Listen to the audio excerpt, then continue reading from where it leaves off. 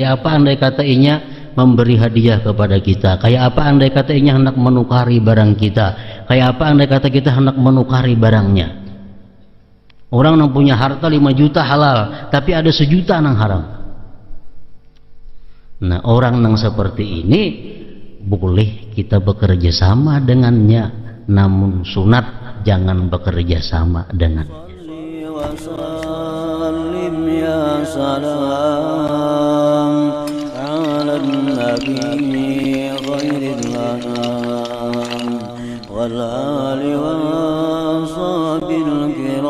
Rabbil alamin, wassalatu wassalamu ala asyrafil anbiya wal mursalin sayyidina Muhammad wa ala alihi wa sahbihi ajma'in. Qala al-musannif al-imam al-habib al-allamah Ahmad bin Zain bin Arabi al-Habsyi rahimahullah ta'ala. Fa amma qawluhu nafa'allahu bih wa amma la yahillu tawarra'i fal war'u huwal ijtinab wal murad ijtinabul harami wa syubhah khawfan ay yakuna minal haram liqaulihi sallallahu alaihi wasallam da' ma yaribuk ila ma la yaribuk wa syubhatu hiya allati laha janibun ilal halal wa janibun ilal haram min ghairi taglib fa hiya mimma la yahillu yaqina pada khalafi qaulin nazim wa amma la yahillu tawarra'i wa tatruku tagliban li janibil hurmah wa ma laysa fihi syubhatun wal halalul khalis faman taraka fudulahu fahuwa zahidu wari'un. Fal war'u huwa zuhdu fil haram wa syubhah wa huwa 'ammun fi jami'i tasarrufatil 'abdi min aklin wa malbasin wa kasbin bi jami'il jawarih fi jami'i harakatihi wa sakanatihi fi zahirihi wa batinihi min 'alami mulkihi wa islamihi wa 'alami jabarutihi wa imanihi bal 'alami malakutihi wa ihsanihi. لأن الورع باللغة والاجتناب والاجتناب متصور بالصور والمعاني وكثير من أهل العناية الإلهية يظهر الله لهم علامات إما في أنفسهم كالحارس المحاسب وغيره وإما في المتورع عنه إلى آخره. Makna daripada kalam Al-Habib Al-Allamah Ahmad bin Zain Al-Habsyi. Dalam bait sebelumnya Sayyid Abdullah bin Alawi Al-Haddad berkata, kemudian waraklah terhadap semua yang tidak halal. Wara artinya menjauhi.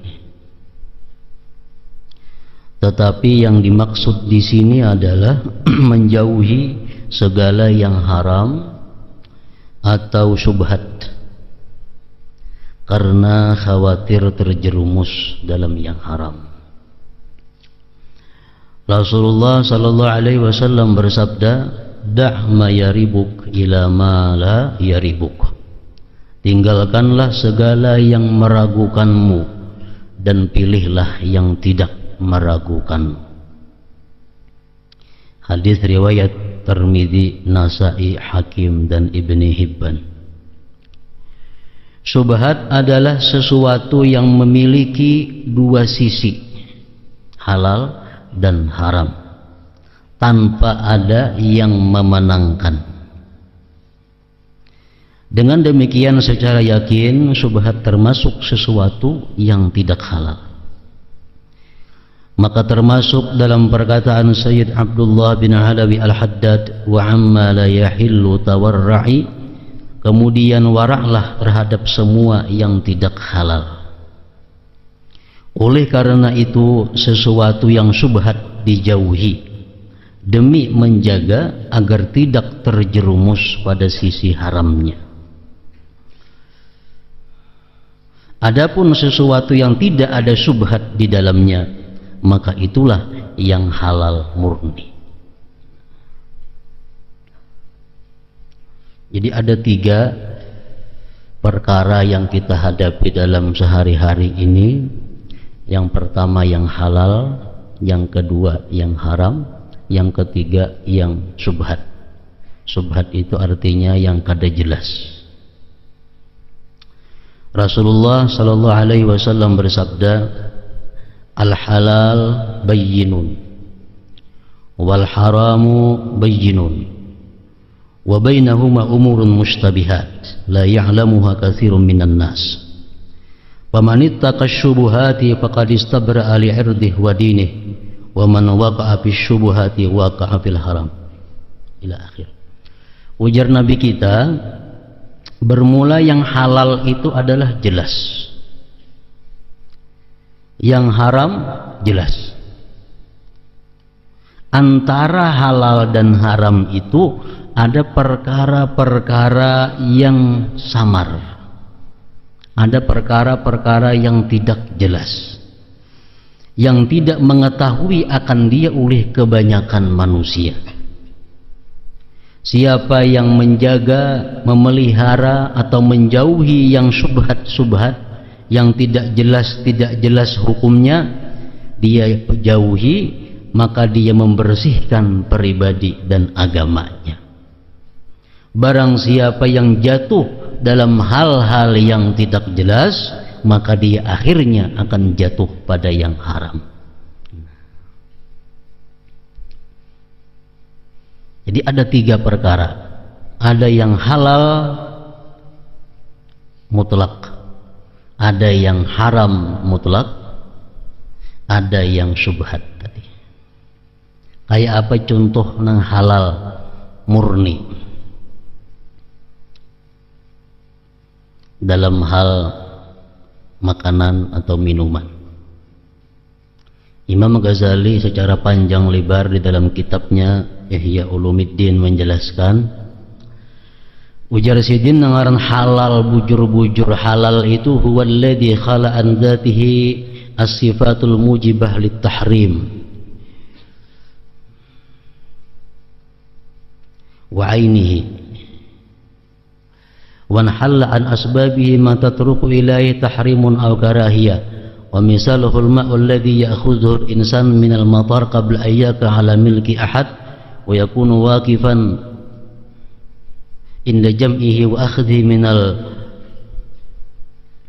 min al-hawa bi milki nafsihi aw fi ardin mubahah. Ini contoh yang halal.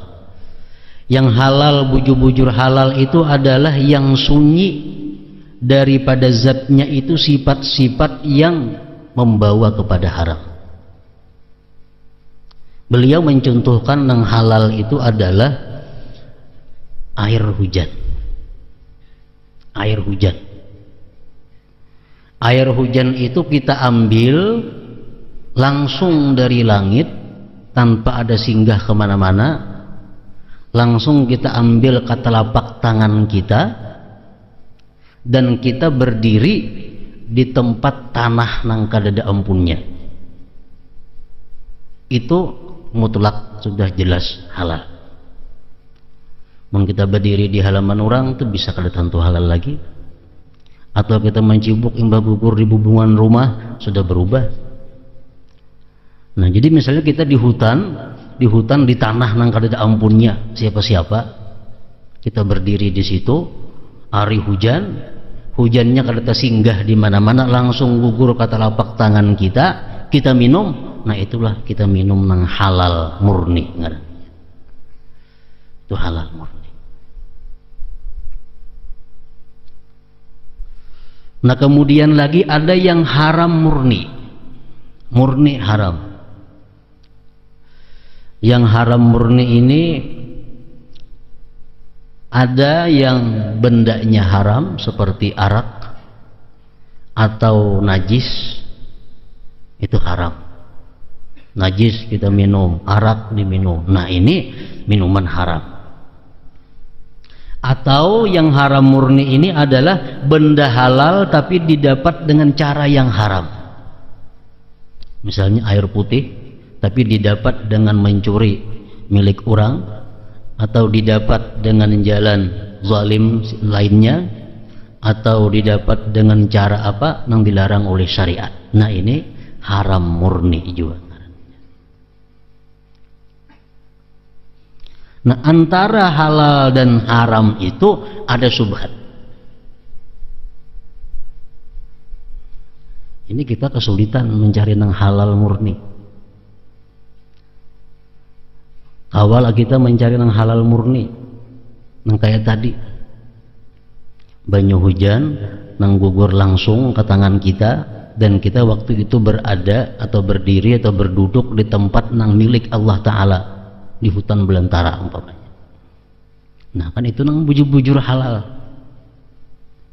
Nang bujur-bujur haram, najis, dimakan, diminum, khamar, atau diambil dengan cara-cara yang dilarang oleh agama. Nah itu haram, haram murni.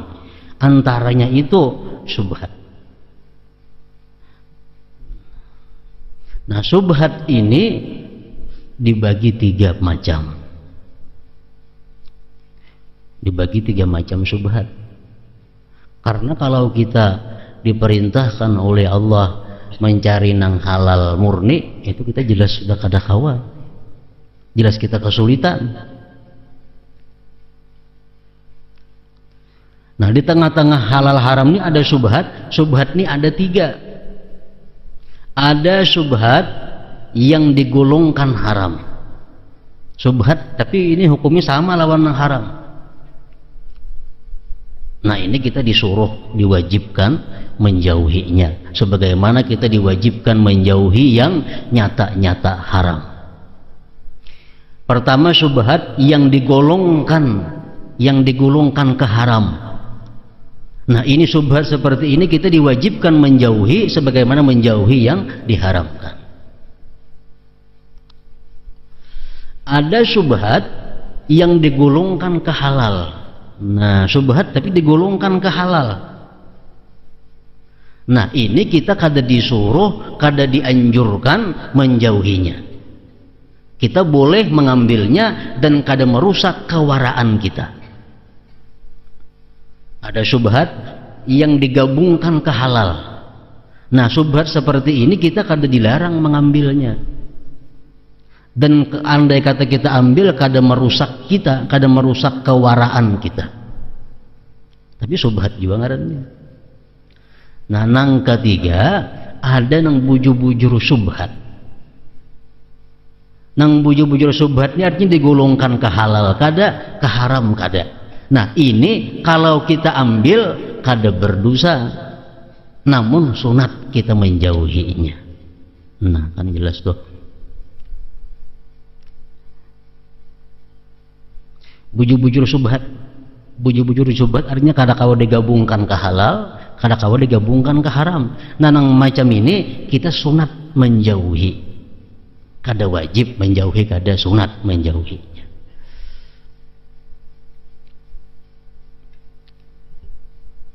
Contohnya syubhat yang digolongkan ke haram. Imam Ghazali mencontohkan ini syubhat tapi masuk haram, kada boleh kita ambil. Kalau kita ambil kita fasik. Contohnya beliau mencontohkan kita berburu, menimbak burung umpamanya lawan sinapang angin. Kita timbak burung tadi gugur, cari burungnya, pas sekalinya gugurnya ke dalam sumur, cari burungnya mati. Apakah matinya ini karena timbakan itu atau matinya ini karena lamas di sumur? Wallahu a'lam, ada tahu. Nah ini syubhat nang digolongkan haram. Syubhat nang digolongkan ke haram, kada boleh kita mengambil ini. Kalau mengambilnya hukumnya fasik.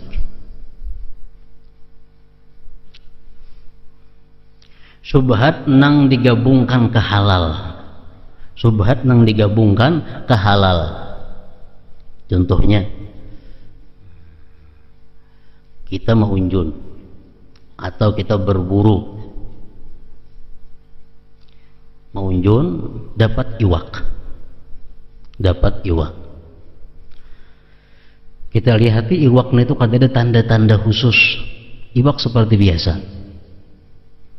Lalu timbul di hati kita keraguan, berusia iwak nang ku dapat mengunjungi iwak orang nang lapas. Orang basiang iwak di batang lapas, pas nang ku unjuni ini iwaknya ini berusia ini. Nah ini syubhat juga, tapi ini digolongkan nang halal. andai kita ambil ini kita kada fasik dan tetap kita wara ngarannya, tetap wara. Kita berburu umpamanya, berburu minjangan atau apakah dapat, nah kita dapat lihati nang ada cuma karena timbakan pun kita aja, timbakan orang kada ada, timbul di hati keraguan, berusia ini minjangan orang nang sudah dapat lapas timbak kok berusia itu. Nah ini subhatnya jangan dipakai, ini subhatnya digolongkan ke halal, ambil aja dan kada merusak kewaraan kita. Nah kemudian subhat nang ketiga, nang bujur-bujur subhat, umpamanya kita menimbak burung, kita menimbak burung, burung tuh gugur, lihati sekalinya gugurnya pas taka tanah, kada taka banyu taka tanah, lihati burungnya sudah mati.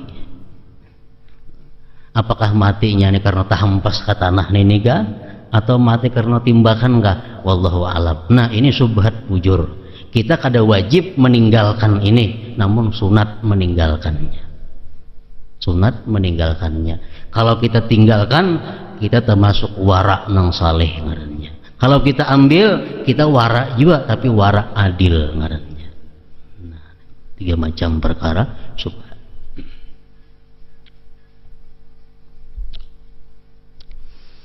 Kita ambil contoh yang lain pada burung, karena jarang kita berburu nih tuh. Seseorang yang kita ketahui hartanya itu berasal dari yang haram. Nah ini kita ketahui orang itu hartanya berasal dari haram.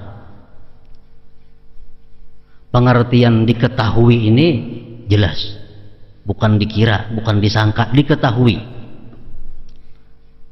Kayak apa ngaran diketahui ini tuh? Ada kalanya orangnya berpada harta kono semuaan dari haram jarinya. Nah berarti kita tahu. Atau ada kabar-kabar yang mutawatir, kabar-kabar dari kebanyakan manusia yang mereka itu secara keseluruhan kada mungkin berdusta. Mereka menyatakan bahwa harta fulan itu berasal dari haram. Ini kabar mutawatir, orang sabarabayan ini menyambut hartanya itu adalah haram. Ada mungkin orang sabarabayan ini berdusta mau, nah kan mutawatir ngarannya itu. Kalau saya kemudian bertiga itu belum mutawatir lagi, 10 belum mutawatir lagi. Mutawatir bilangan nang banyak, nang kada mungkin mereka sepakat berdusta. Nah itu ngarannya diketahui. Kita ketahui orang itu hartanya berasal dari haram, misalnya 5 juta hartanya itu. Nah kemudian orang ini ada mempunyai sedikit harta yang halal. Orangnya mempunyai sedikit harta yang halal. Contohnya dia ada mendapat warisan dari abahnya, ini halal, jumlahnya 1 juta rupiah. 1 juta rupiah. Jadi kita tahu bahwa orang itu punya harta berasal daripada yang haram, jumlahnya sekitar 5 jutaan, dan kita tahu bahwa ini ada warisan dari orang tuanya 1 juta rupiah, ini yang halal. Apakah boleh kita muamalah dengan orang seperti itu? Bolehkah kita muamalah dengan orang nang hartanya seperti itu? Apa arti muamalah itu? Apakah boleh kita menerima pemberiannya?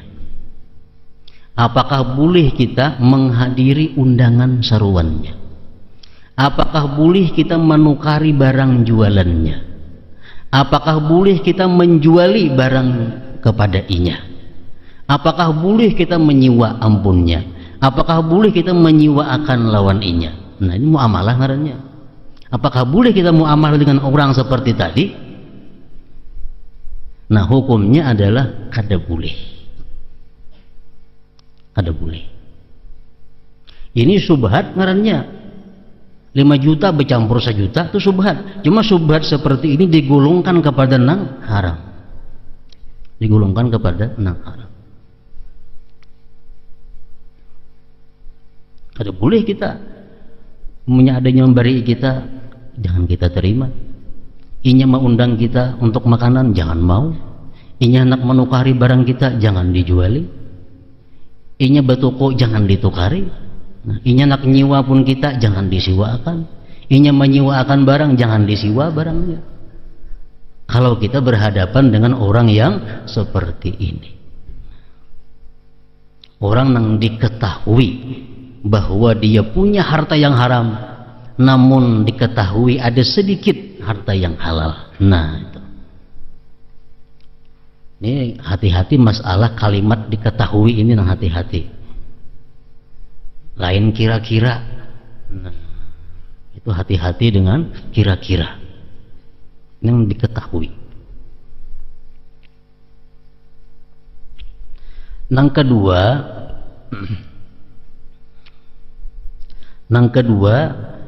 seseorang yang kita ketahui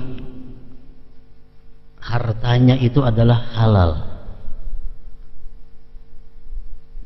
5 juta lebih umpamanya dagangannya itu, kita ketahui hartanya itu berasal dari yang halal. Kita ketahui hartanya dari yang halal. Kemudian kita ketahui pulang bahwa orang ini menang permainan malam tadi 1 juta. Kita ketahui bahwa orang ini malam tadi menang permainan 1 juta. Jadi hartanya sudah bercampur.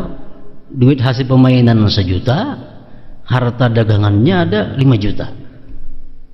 Harta yang miliki yang halal 5 juta. Nah, kayak apa halnya kita bermuamalah dengan orang seperti ini? Kayak apa kita andai kata disarwinya? Kayak apa andai kata inya memberi hadiah kepada kita? Kayak apa andai kata inya hendak menukari barang kita? Kayak apa andai kata kita hendak menukari barangnya?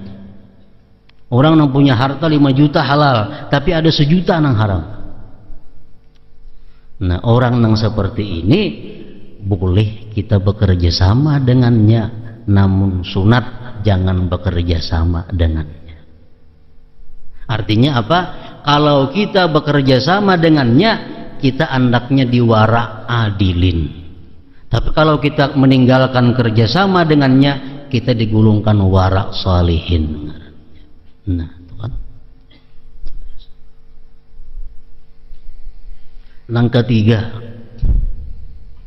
orang ini ada punya harta,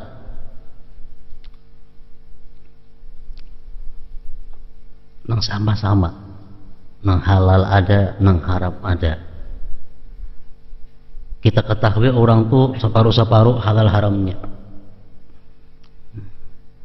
Namun inya datang kepada kita, nah, hendak berseruan lah, atau hendak memberi hadiah, atau hendak menjual barang. Ini barangnya hendak kujual lawan ikam, nah, ini barang warisan abahku nih. Nah, itu kan jelas. Nah, kalau kita ambil yang macam ini, itu boleh dan kadang menggugurkan wara salih, apalagi wara adil. Dijelaskannya.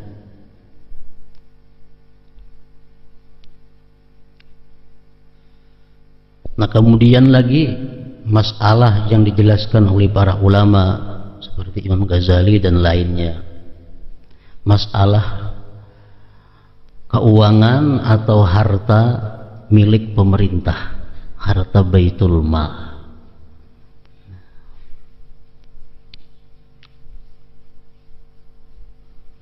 Ini Baitul Mal, harta pemerintah. Yang diketahui harta pemerintah ini bercampur antara yang haram yang banyak dan yang halal yang banyak. Kita tahu pemerintahan kas negara itu campuran, duitnya pasti ada, nang halal ada, nang haram ada.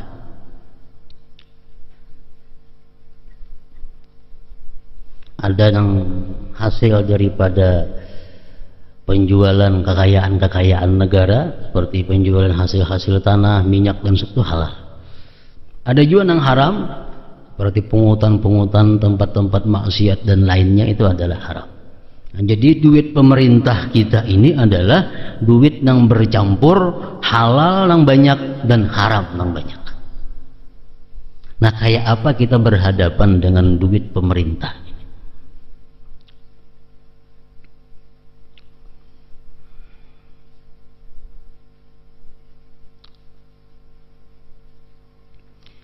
Ada empat macam golongan,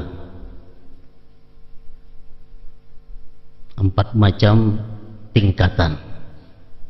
Bila keluar pada empat ini, di luar daripada yang baik. Yang pertama ini tingkatan yang paling tinggi, berhadapan dengan kekayaan, dengan pemerintahan, keuangan pemerintahan.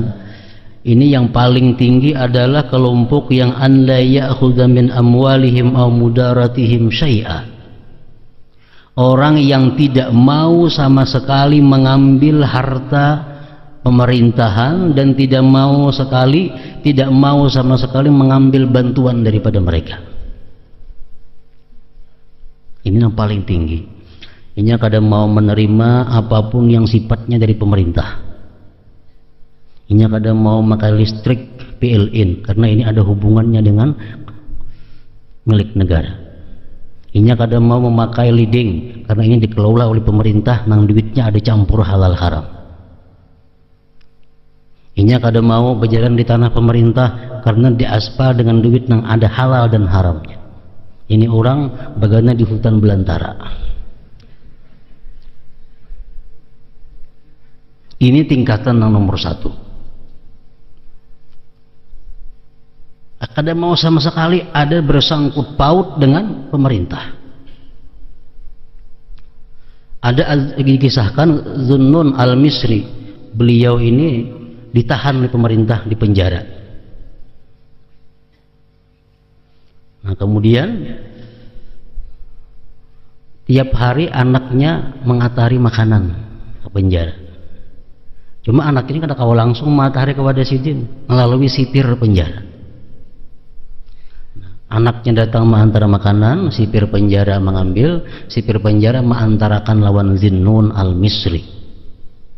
Begitu sipir mengantar makanan kepada Zinnun, Zinnun kada mau lagi makanan-makanan ini. Kenapa Sidin? Karena bakas dijapai oleh tangan orang pemerintah. Bakas dijapai oleh tangan pemerintah. Nah, ini Zinnun, ini orang-orang yang berada di tingkatan nomor satu. Ada kalau listrik dikelola oleh negara, dan negara hartanya campur halal dan haram. Ada kalau minum banyu liding, kenapa? Karena ini perusahaan daerah, yang duitnya pun ada campur halal dan haram. Semua yang berkaitan dengan pemerintah karena bercampur halal haram duit pemerintah ada mau ambil. Nah, ini tingkatan yang nomor satu. Ada tingkatan yang nomor dua.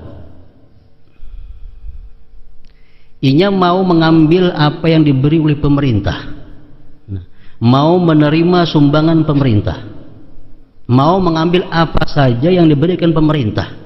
Tapi dia mengambil ini bukan untuk dirinya, tetapi dibagikannya lagi kepada orang-orang yang berhak, yang selama ini terlewatkan oleh pemerintah. Pemerintah menyumbang, ambil. Pemerintah ada ini, ambil. Tapi bukan dinikmatinya, bukan dipakainya, bukan dimakannya, tapi hanya disalurkannya untuk mereka-mereka yang berhak, yang selama ini terlewatkan oleh pemerintah. Nah, ini yang nomor dua.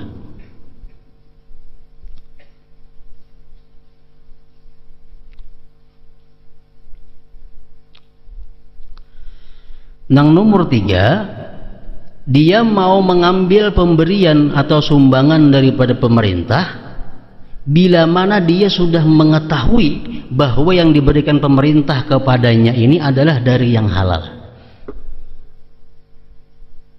Diketahui, lain disangka dikira, diketahui.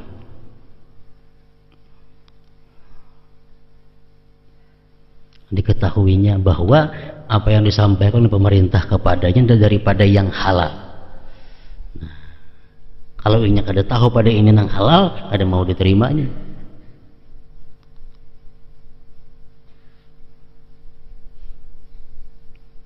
Nang ketiga. Nang keempat,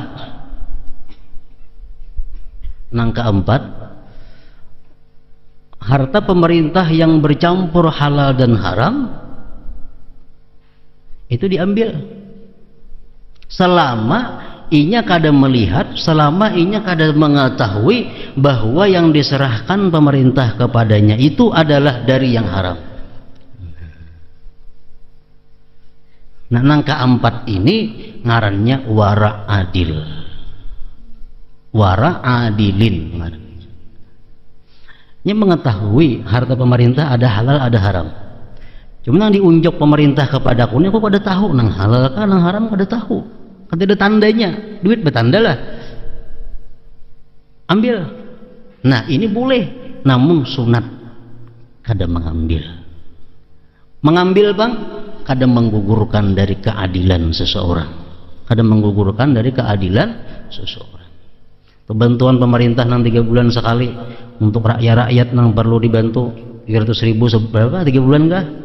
Nah, itu duit mana asalnya? Duit dari subsidi BBM. Ambil saja itu yang kada diambil. Ambil. Kita ambil itu kadang menggugurkan keadilan kita. Selama kita kadang mengetahui bahwa duit nang dibagi pemerintah itu duit haram. Selama kita kadang mengetahui bahwa duit nang dibagi oleh pemerintah itu duit nang haram. Mungkin kita kada tahu.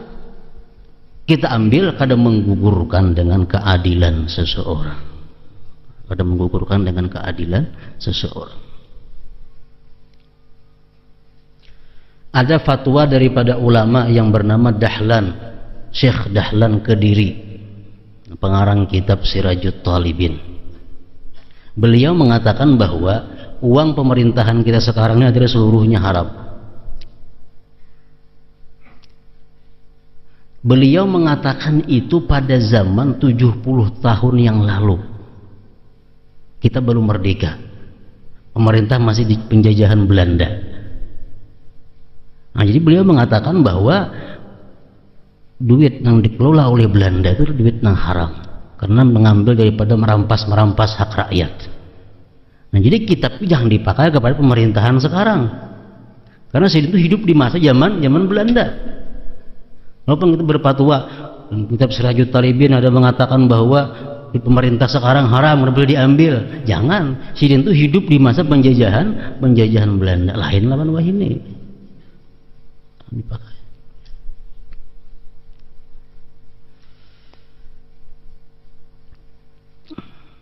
Nah, jadi ada 4 macam tadi kita menghadapi harta pemerintah. Nah, umpat nomor 1 silahkan pindah pada sini, angkutan belantara. Nah, umpat nomor 2 masih kawa, umpat nomor 3 atau nomor 4 kayak Zunnun Al-Misri tadi. Nah, kemudian kita kadang-kadang dalam sehari-hari ini kita bekerja sama, artinya jual beli, beri memberi, siwa besiwa, lawan orang-orang yang salah satu antara 3 ini. 1, orang yang kita kada tahu usahanya apa, kita kada tahu usahanya orang ini apa, kita kada tahu orang ini salih fasik atau kada. 1. Yang kedua, kita kadang-kadang bekerja sama dalam sehari-hari ini jual beli atau siwa besiwa atau beri memberi dengan orang yang kita ketahui orang ini ada tanda-tanda kesalihan, tanda-tanda salih. Yang ketiga, kita bekerja sama kadang-kadang dalam sehari-hari dengan orang yang kita lihat pada diri orang itu ada tanda-tanda kefasikan. Nah, kayak apa kita menghadapi 3 kelompok manusia ini? Kita berjual, umpamanya jual barang, datang orang, nah orang ini kita kada tahu siapa, di mana, usahanya apa, potongannya salih kah kada tahu juga, kada jelas. Kayak apa kita berhadapan dengan orang seperti ini? Layani. layani, juali mun hendak menukar, tukari mun hendak menjual, ambil mun memberi, kada jadi masalah. Ini modalnya apa? Husnuzan. Husnuzan. Karena kita kada tahu masturul hal ngarannya. Dan jangan sekali-kali kepada orang ini kita bertanya, haram hukumnya. Mana bertanya, kamu kenapa garang usaha dulu? Mana kamu boleh duit ini? Ini haram. Menanyakan seperti itu hukumnya haram. Kenapa? Karena kita kada tahu. Kalau kita kada tahu, jangan hendak mencari tahu. Ada tahu. Yang kedua, kita kadang-kadang dalam sehari-hari berhadapan dengan orang yang secara zahirnya ada alamat-alamat kesalihan dalam orang itu. Ada ciri-ciri kesalihan orang itu. Misal pakaiannya pakaian orang saleh, tutur katanya macam orang saleh, jalannya, akhlaknya macam orang saleh. Nah, kalau orang seperti ini berjual beli lawan kita, bekerja sama dengan kita, layani. Kada perlu dicek, kada perlu diketahui. Cukup dengan zahirnya, cukup dengan lihat. Nah, yang ketiga ini kita berhadapan dengan orang.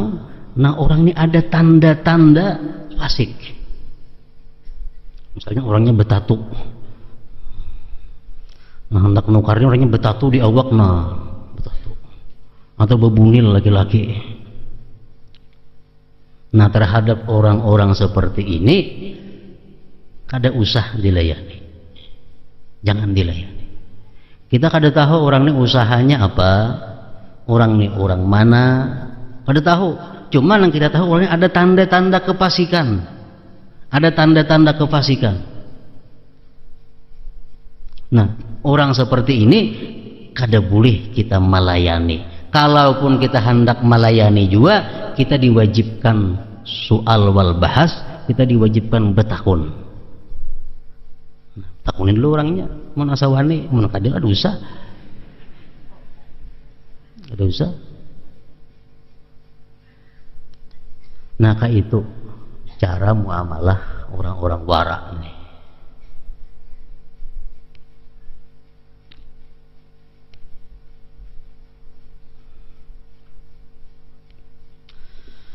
Nah, kemudian wara adalah terhadap mana tadi?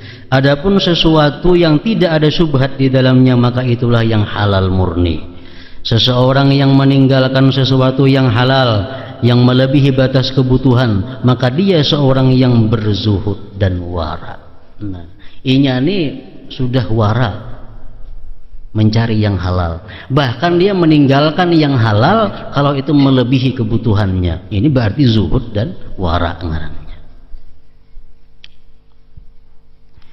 Wara adalah zuhud terhadap yang haram dan syubhat dalam segala kegiatan, manusia. Bukan hanya urusan makan minum kada, bukan hanya urusan duit kada.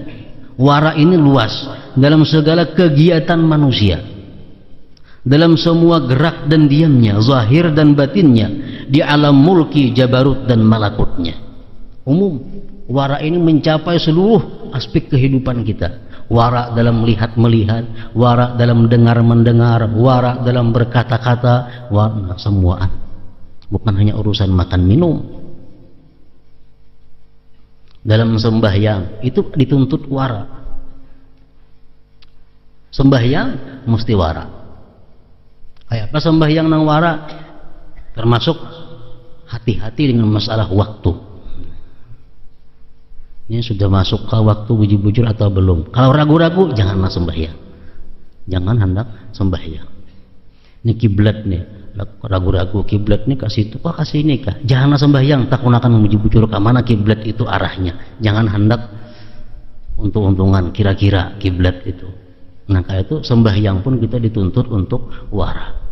Nah, tempat sembahyang pun kita pilih di mana tempat yang menurut pengetahuan kita itu yang paling baik.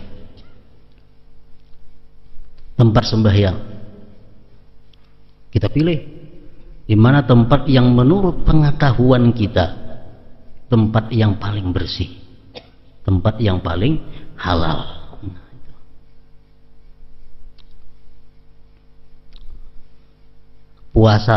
Puasa diperlukan wara. Antara lain waktu berbuka puasa. Nging berbunyi puput. Sampai kadang waktu ini asa ragu-ragu hati, jangan buka. Cari sampai ada keyakinan hati bahwa ini sudah masuk waktunya. Kayaknya imsak, ragu-ragu hati, sudahkah imsak belum kan? Kan usah lagi minum. Nah ini artinya adalah wara dalam hal berpuasa, wara dalam haji. Nah itu ada juga waranya. Contohnya dalam ihram. Apakah boleh orang berihram maka gelang jam tangan? Ujar ulama saya kong boleh.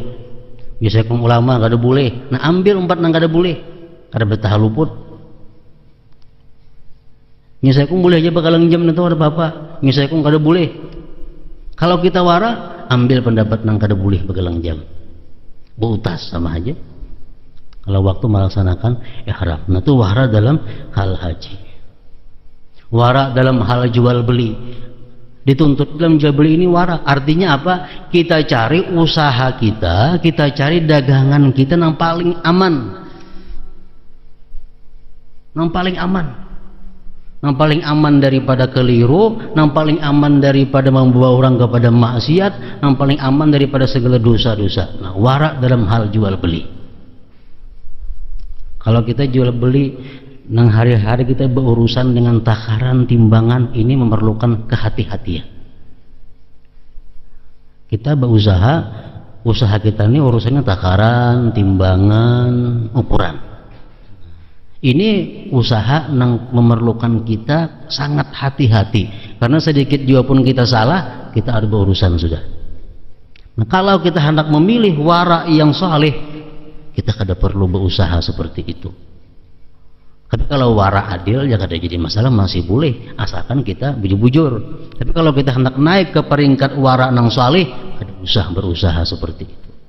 Karena memerlukan kehati-hatian yang sangat teliti.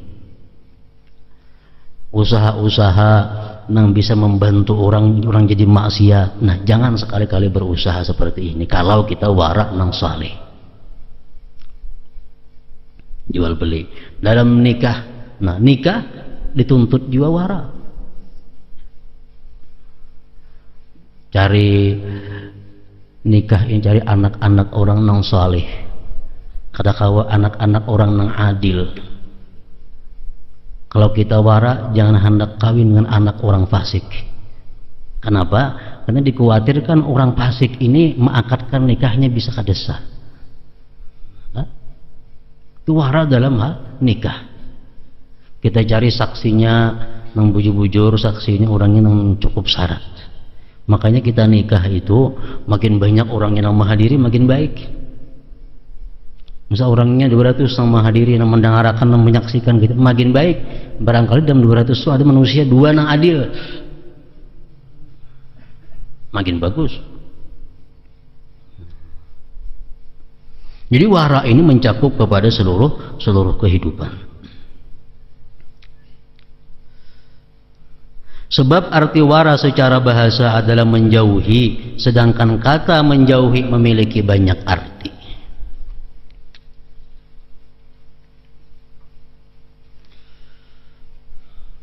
Ujar Rasulullah mengatakan,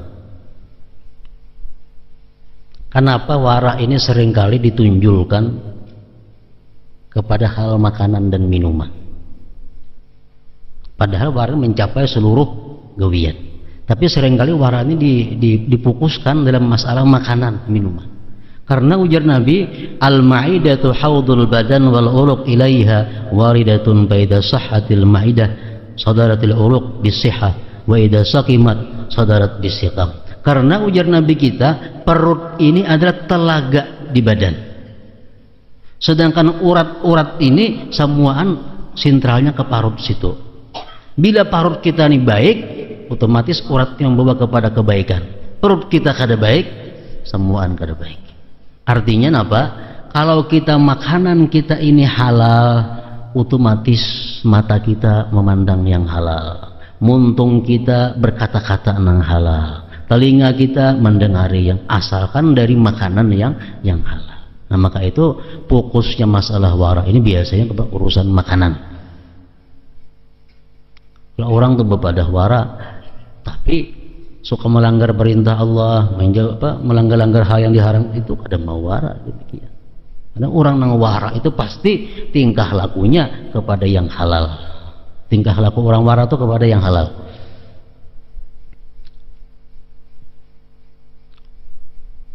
Allah seringkali memberikan tanda-tanda khusus terhadap sesuatu yang haram kepada orang-orang yang dia beri inayah. Contohnya adalah Al-Haris Al-Muhasibi rahimahullah dan beberapa kaum salihin lainnya. Haris Al-Muhasibi adalah gurunya daripada Junaid Al-Baghdadi. Beliau ini kalau ada dihidangkan makanan yang haram, tangan sini itu menggetar. Tangan sini itu menggetar sudah. Ini isyarat bahwa makanannya makanan haram. Ada lagi sebagian orang-orang saleh bila dihidangkan makanan haram kadang mau termasuk ke dalam perutnya. Tamuntah, ingat sini tamuntah. Nah, itu orang yang ditolong oleh Allah Subhanahu wa taala.